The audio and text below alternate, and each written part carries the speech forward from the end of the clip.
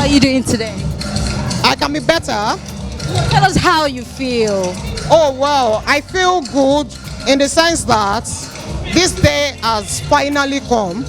After 18 months of planning, I have never planned an event for 18 months. This is the first event, the longest, So I woke up this morning and I said, finally, the day has finally, after 18 months, yes.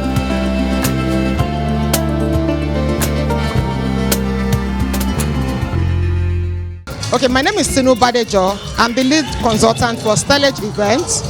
And this event is really very special to me because the celebrant's son happens to be my friend, my classmate in secondary school. We've known each other for almost 40 years. Yes, going to 40 years. So it's more of a family event than a client event for me. Okay, not two events is the same. Not two events. Even if it's the same family, you are returning to plan another event. Not two events is the same. So you can't really compare. For me, what I do personally is that I already know that no two events is the same. I try as much as possible to run with the flow as it comes. I leave each session of the event as it comes. And I also try as much as possible to work. I don't see vendors as vendors. I see them as partners. It's a collaboration. I work with everybody to ensure that, okay, we all work together and ensure that the guests are happy, the celebrant is happy, and even as a team, we can go back home after the event and say, oh, we have done well. So there are going to be a few things we'll be delving into, but I will not take your time. Now, first, let's take it from the cost implication of running an agency now first, and then having to put the cost on a client's budget. How do you come about that? How are you able to manage that finance? So for me, the first thing I ask my clients when they reach out is, what is your budget? I want to know your budget. Some of them will tell you, oh, I don't have a budget. I will just say, okay, if the event is today, how much can you afford to spend? And so that helps the client to say, okay, yes, I want to spend 50 million, I want to spend 100 million.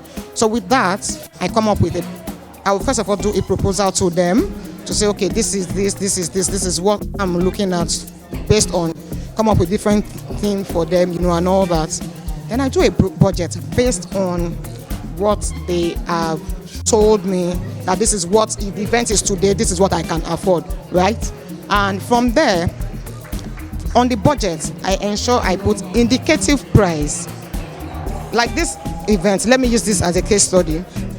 I remember when the client reached out last year, January, and I said, with the economic situation of Nigeria, you cannot say you want to budget 100 million for this event and say, because the event is still 18 months later, and stick to. But what I'm giving you is, okay, let's say this economy just keep getting, an indicative price of, okay, no matter how bad the economy is, we should be able to, yes. And then one of the things I try to do is, if my client tells me that I have 100 million for this event, I try as much as possible to ensure my client doesn't spend more than that 100 million. If possible, I have something as extra, for them to say, okay, it's been interesting in the sense that, moving from the medical line, I've always loved gathering people, just to, behind the scene and just ensure that everything is working, and all that. So, moving from the medical line, I decided to follow my passion, and all that. Imagine take for instance a decorator who has we've been working together, planning and all that. We have scheduled our timelines between so and so time, decoration must be delivered and all that. And you come in 2 hours, they've not done what they are supposed to do. Why? Because the staff are on their phones doing content creation and all that. Take notes. if decorator is not done, caterer cannot do table setting. A lot of other partners will be affected. So that's why I try as much as possible to say, oh, for your staff, please ensure that once they are on ground, no pictures, no videos, no content creation. Once now decorator has finished, if the decorator staff want to go and in fact take pictures with all the cars here, they are permitted to do that. But while on the job, let's focus on the job and deliver and ensure that the guests and the clients.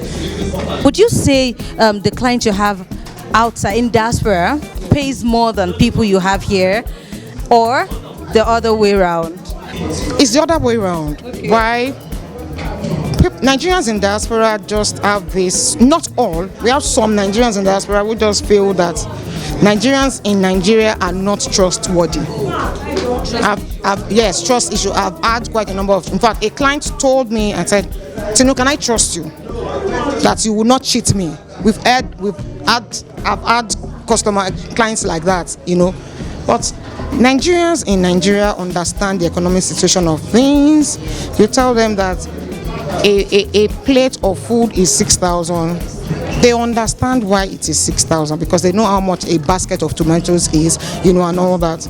But people in the diaspora will ask you, if I go to Sweet Sensation, I can get a plate of rice for 1,500, 2,000 naira. So it's a bit difficult to work, but you convince them. But by the time, what I usually do is, okay, no problem. Let's look at it this way. I'll get quotes from different vendors, share with them. For when I notice that a new client, maybe a first-time client, I'm already sensing that. I try as much as possible to just forward the invoice to them. They know invoice is coming directly from the client, not that I'm just coming up with one price. Maybe I've inflated the price or something. So I do that to some of them. Once I sense that, I'm just okay. Just to ensure that I'm transparent enough on this. Okay, this is the voice. This is it. And I noticed that the moment I started doing that with my clients, it helps to build that trust. That okay, I can trust for this person to be forwarding, even as little as printing a program, just for as little as printing, maybe something as low as 10,000 naira. I'll forward the invoice to them. Do you understand? So it's just to let them know that you are paying me my fee. My fee is my fee. Do you understand? Yes. And you are paying me. I'm not going to do that. So let's work together and ensure that we achieve the goal of this event. It is booming. I'm sure by the time you check online, you see the statistics of the contribution of hospitality, especially event management, to the GDP of this country. I'm sure you can. So it is booming. In spite of the economic situation, Nigerians love parties. We love parties. So even if we don't have money for some things, we must make money. We must get money for events and parties and all that. So that alone, our culture is helping the industry to boom. Do you understand? Right? I went to an event management school. I did a certification in quality improvement, project management, just to ensure that I want to get it right.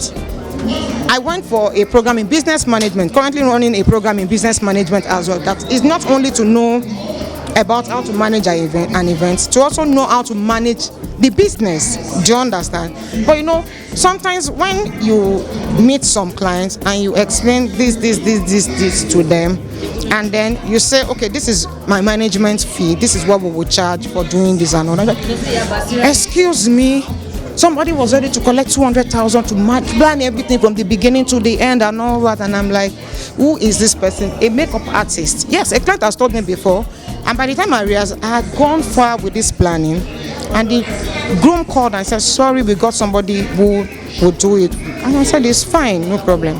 And this same event planner reached out because I had done a lot in terms of planning for this particular event. And she said, so when I checked her profile, she's a makeup artist, and a makeup artist turned event planner. Do you understand? So it makes it difficult for people who have formal training in event management and certification to, get customers to understand that it goes beyond calling ourselves event planners. There are certain things, experience you must have gained, a formal education you must have gotten for you to be able to manage an event. I don't know, what's your rate like? Yes. What's your rate? Well, like I said, it depends on the event. A normal client, not return client now. Different packages, so you can't. What ranges now? There's no range. It's difficult to put a range. I'm going somewhere one. There are different packages to event management. You know, some events like this event, from the onset, I started from planning this event thinking that it will be in Ibadan. I started planning this event thinking that it will be in Dubai, for you to know. So you can't. So imagine just saying, oh, this is how much I want to collect, and now we have to move the event to Lagos. Do you understand? So there are different packages. This is a full planning. So what you would charge for a full planning is different from what you would charge a family who have started the planning, and maybe along the line they are stuck and they were like, we are tired, I need somebody to come and take this off me. So they started the planning themselves. They've gotten all their vendors. They just need you to come in, and you won't charge them what you would charge someone who you started the planning with. Do you understand? We have the ones that, oh, we've done everything, just come in on the day of the event and coordinate the event. So you can't charge. So that's why I said we cannot put a price to it, yes, but we also work based on percentage of, there is a percentage to what the total cost. So let me just put it that way. The total cost, the total budget also helps to determine what our own cost will be. So let's say if the money you were given to plan an event wasn't along the way sufficient, would you add your money to it? If you are not sure to be refunded or not. I have not planned any event where I have not spent the company's money. No. It's, you know some things will just, on the day of the event, you have some things that will come up, even though you have charged for miscellaneous. Some last minute things will come up that you just have to. Sometimes we have clients that would refund you and even give you something as thank you, despite the fact that they have paid you. Sometimes the clients don't see it as, oh, I've paid you. If you like, that's your business. We have given you miscellaneous. If the miscellaneous was not enough, that's your business. Things like that. So you can't really say that. It depends on the client, and it depends on how the client sees what you have done for them. Some do. Some appreciate. They will pay back and even say thank you. Some don't see that. That ends it. But